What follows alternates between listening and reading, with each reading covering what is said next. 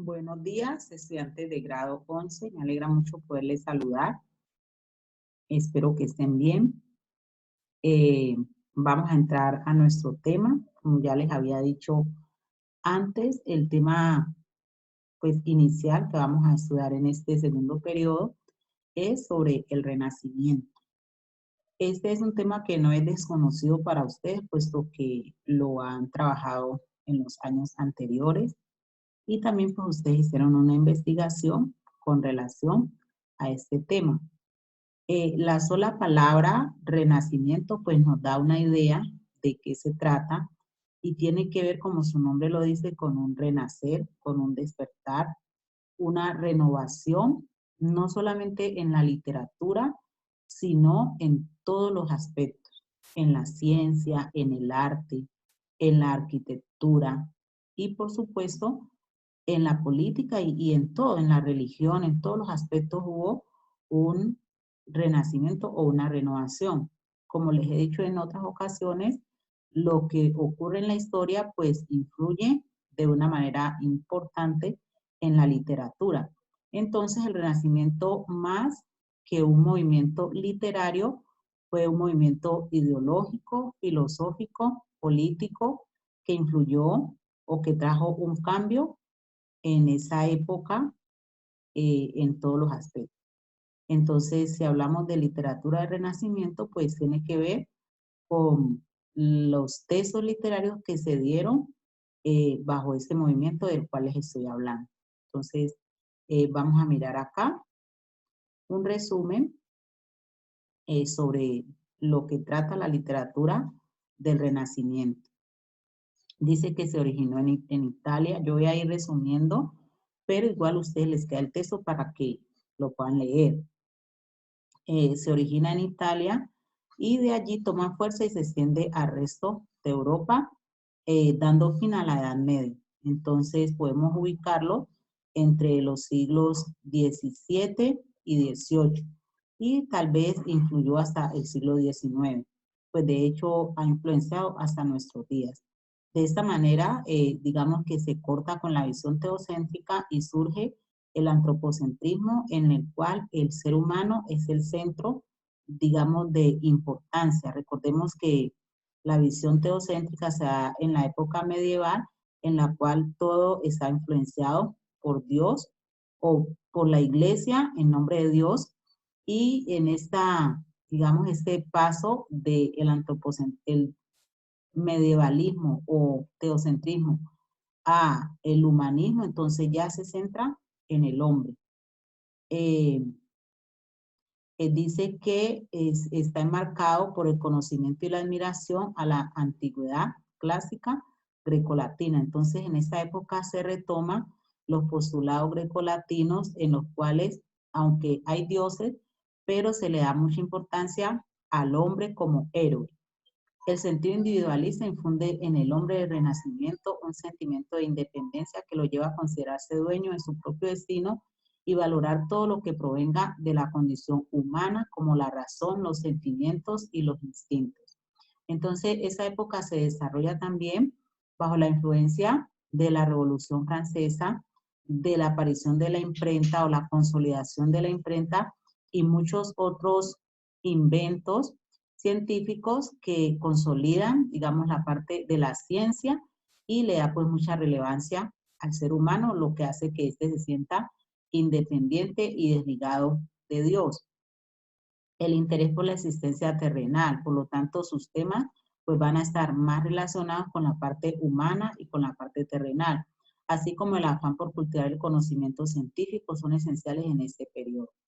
Dice, así la literatura se ve contagiada con el espíritu renovado que la orienta hacia nuevas formas de expresión, dejando a un lado los cánones medievales, lo que ya había explicado antes. Gracias a la rápida expansión de los ideales renacentistas por toda Europa, la literatura se desarrolla una cierta homogeneidad ideológica y artística en la que la forma adquiere una gran importancia. Entonces, eh, igual allí les queda el texto, ustedes lo pueden leer más despacio. Entonces voy a avanzar acá, en el cual vamos a ver unos videos que nos van a ayudar a ampliar un poco ese tema del cual les estoy hablando.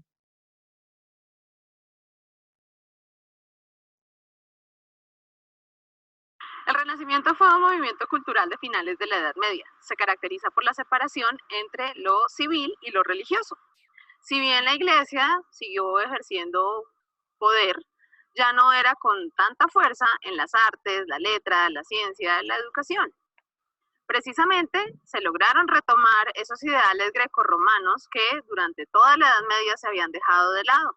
Por eso se considera el renacer del hombre, ya que se dejó de lado el teocentrismo, es decir, la idea de que Dios era el centro de todas las cosas y de toda la sabiduría, y se retomó la idea del antropocentrismo, donde el hombre es el centro del conocimiento y del saber. Esto se reforzó con los descubrimientos en otras tierras, con los avances en la ciencia, con el pensamiento ilustrado y con la difusión de nuevos conocimientos al pueblo, cosa que antes era solo privilegio de las clases más favorecidas. En Inglaterra pasaba un caso particular con referencia a la Iglesia Católica. El rey Enrique quería separarse de su esposa para casarse con otra mujer, pero la Iglesia Católica no aceptaba esto. Fue por eso que él se desligó de la Iglesia Católica y se convirtió en jefe máximo de la Iglesia Anglicana. Por eso fue fácil para los escritores y artistas de la época también desligarse de esos preceptos moralizantes de la Iglesia Católica, así que en Inglaterra se presentó un tipo particular de escritura. La hija y sucesora de Enrique, Isabel I, apoyó mucho el teatro en ese momento. Ella evitó que fueran itinerantes las compañías, además mejoró la escenografía, el vestuario, etcétera. Pero a su vez también controló lo que debía decirse en esas obras de teatro y las puestas en escena. Es por eso que se considera teatro isabelino, porque fue muy influenciado por esta monarca.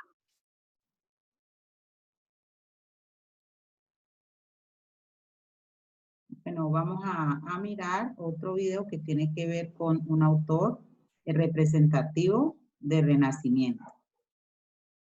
La obra de William Shakespeare es quizás tan relevante para la literatura inglesa como lo es la obra de Miguel de Cervantes Saavedra para la literatura en habla española.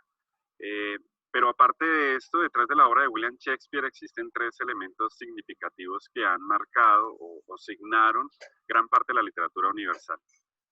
El primero de ellos es el manejo que este autor le da a la lengua inglesa, donde digamos que la lleva a su mejor expresión en la medida de la construcción lingüística en el uso del habla de los personajes.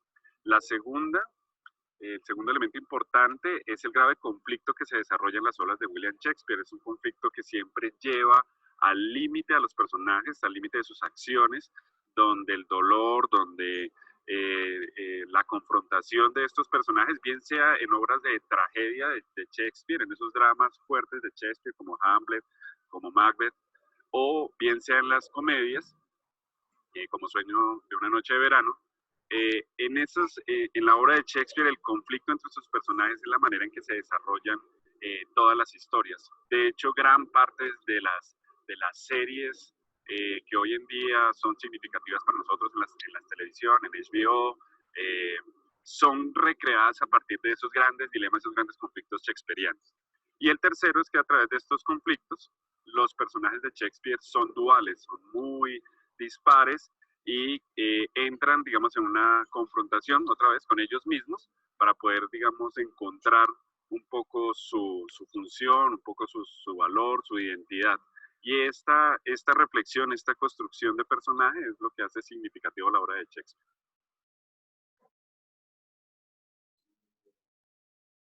Bueno, chicos, entonces vamos a mirar una síntesis de lo que es el Renacimiento. La literatura renacentista se caracterizó por su deseo de recuperar las formas y modelos clásicos. En este esfuerzo hubo un gran desarrollo del teatro, especialmente en Inglaterra, España, Francia e Italia.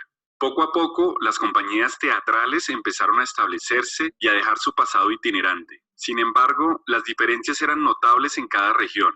Para los italianos, el actor era visto con algo de consideración y aprecio, En Francia, la Iglesia Católica negaba los sacramentos a los cómicos, y en Inglaterra, la labor del actor era vista con suspicacia, y todo papel femenino debía ser representado por hombres. Para principios del siglo XVII, el teatro se desarrolló bajo la protección de reyes y nobles. Durante el reinado de Isabel I de Inglaterra, se construyeron en Londres los primeros teatros públicos. Estos eran construcciones de madera de forma octogonal o circular.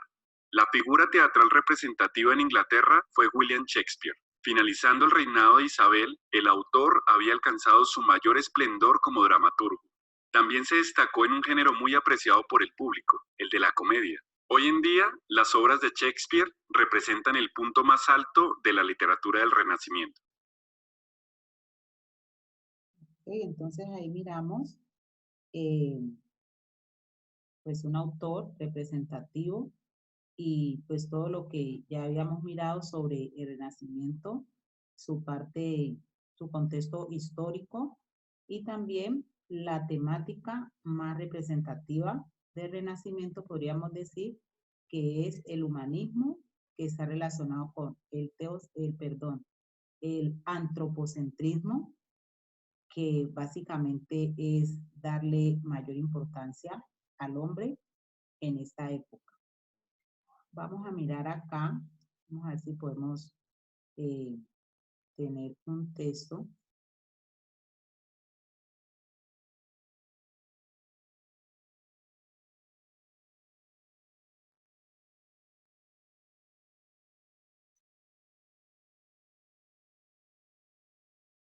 Listo, acá tenemos un texto de un autor, Rotterdam, Elogio de la locura. Entonces, habla la locura. Que se diga de mí todo lo que se quiera, ya sé que la locura es detratada continuamente, incluso por los más locos. Sin embargo, soy yo y solamente yo quien por mis influjos divinos esparzo la alegría sobre los dioses y los hombres. En efecto, desde que me he presentado ante esta numerosa asamblea, desde que me he dispuesto a hablar, no se reflejan en vuestros rostros una vivacidad y alegría inusitadas. No le ha desarrugado vuestro entreceño y las carcajadas que se han escuchado por todas partes no reflejan el contento que embarga vuestros corazones y el placer que os ha causado mi presencia. Al contemplaros ahora me parece estar viendo a los dioses de Homero embriagados de néctar y nepentes. Antes os veía triste e inquietos como gente que acabase de salir del antro de Trofonio, igual que el astro rey disipa con sus primeros rayos matinales las tinieblas que cubrían el horizonte o cuando la primavera trae consigo los juguetonas bandadas de suaves céfiros. Todo cambia de pronto sobre la tierra. Un colorido más brillante embellece los objetos. La naturaleza rejuvenecida ofrece a nuestros ojos un espectáculo más agradable y placentero. Así ha producido mi presencia en vosotros esa feliz transformación en vuestras fisonomías. Lo que los grandes oradores obtienen a duras penas con sus largos estudiados discursos, lo he conseguido yo con mi sola presencia en un instante. En cuanto me habéis visto, vuestras inquietudes han desaparecido como por encanto. Entonces, pues este es un ejemplo es un pequeño fragmento de una obra del Renacimiento. Allí podemos observar pues, la parte humana, los sentimientos, la condición del ser humano y cómo puede expresar diferentes sentimientos. Resalta pues la humanidad de las personas. Entonces, chicos, este es pues como a grandes rasgos nuestro tema del Renacimiento. En plataforma les voy a dejar las actividades correspondientes y también estoy atenta a cualquier inquietud que ustedes tengan. Como les dije, es un tema que ya ustedes han trabajado en años anteriores, de tal manera que este sería pues como profundizar un poco más o repasar este tema que ya es conocido por cada uno de ustedes.